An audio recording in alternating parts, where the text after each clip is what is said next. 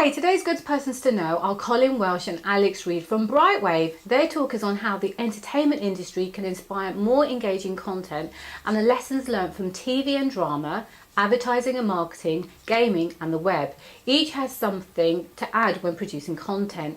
Colin says people get information at the point of need, that producing a broadcast video has never been cheaper, and to consider having a presenter to be dramatic, to illustrate the point and to offer expert advice. Alex says it should be a campaign-based approach to raise awareness and be memorable.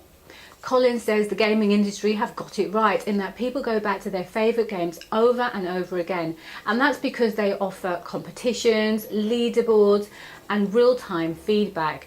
The Heineken campaign, which they showed in this video, was heavily gamified and worked a treat. I absolutely love the 3D simulation example Colin showed us, and I can really see how powerful that could be. Alex says the web helps due to multi-device learning, animated infographics to communicate key messages, and to integrate social media features into your platform. This video is really relevant to anyone responsible for producing content and looking at various and interesting ways in which they can communicate their message. So I hope you enjoy it, and thank you for watching.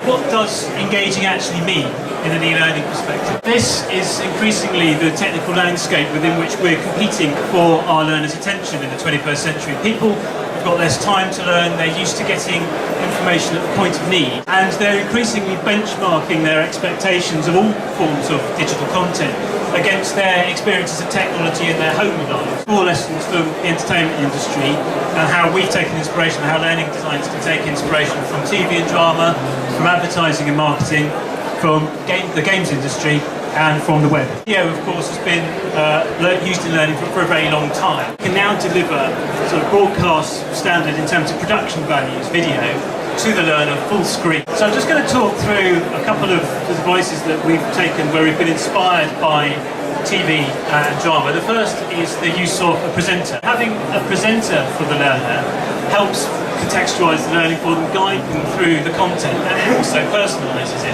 You've got a real person talking to you from your screen. It's much more engaging than someone saying next to continue or just a voiceover. What's most important from a customer point of view is how we handle suspected fraud. The use of active drama. Again, active drama is something that learning designers have been using for a while. So where are we at? Well, it's still on the buy-sell strategy for active risks. Headlines, OJ, not an annual report. We need it before we open. Look, you look like that.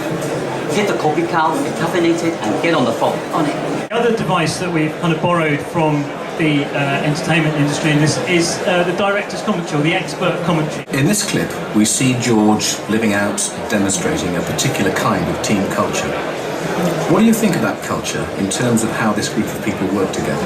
How inclusive is it? Our first lesson from the world of advertising and marketing. The intention with this course was to create an e-learning experience which feels as glossy and as persuasive as a TV commercial. I'd like to take you through the process of making a recipe, especially Irish recipe.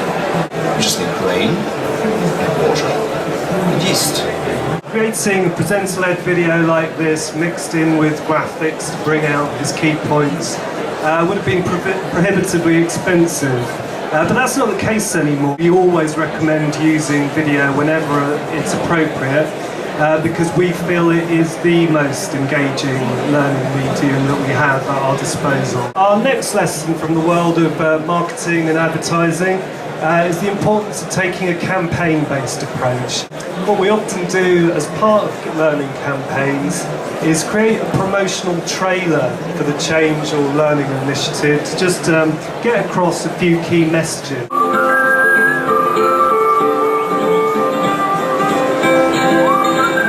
The lesson we're going to show you is from gaming. It is one that has got engagement of people down to a fine art. Gamers will go back to their favourite titles and rack up literally thousands and thousands of hours of gameplay time.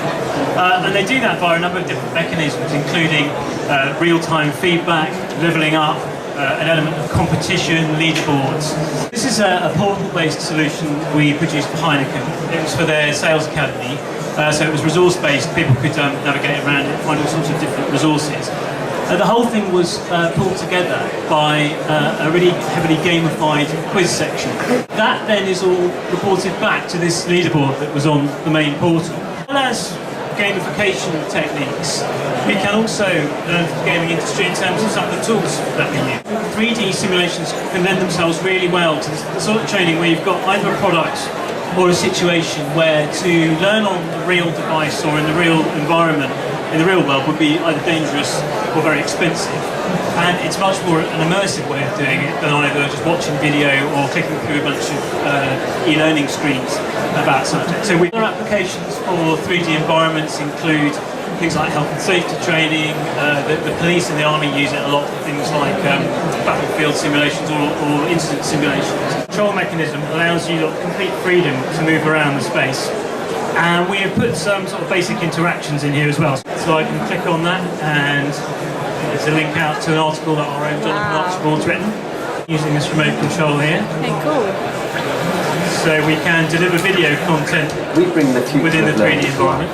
The technology now is starting to become more accessible. Unity itself is not an overly expensive package, and it also comes with a variety of affordable asset packs. The whole e-learning industry has taken its lessons from the web. And so we're just going to have a look at a couple of newish web design techniques which we think are going to have a really big impact on the e-learning space. The use of responsive design techniques and infographics. It's a responsive website with animated infographics as you scroll down the page.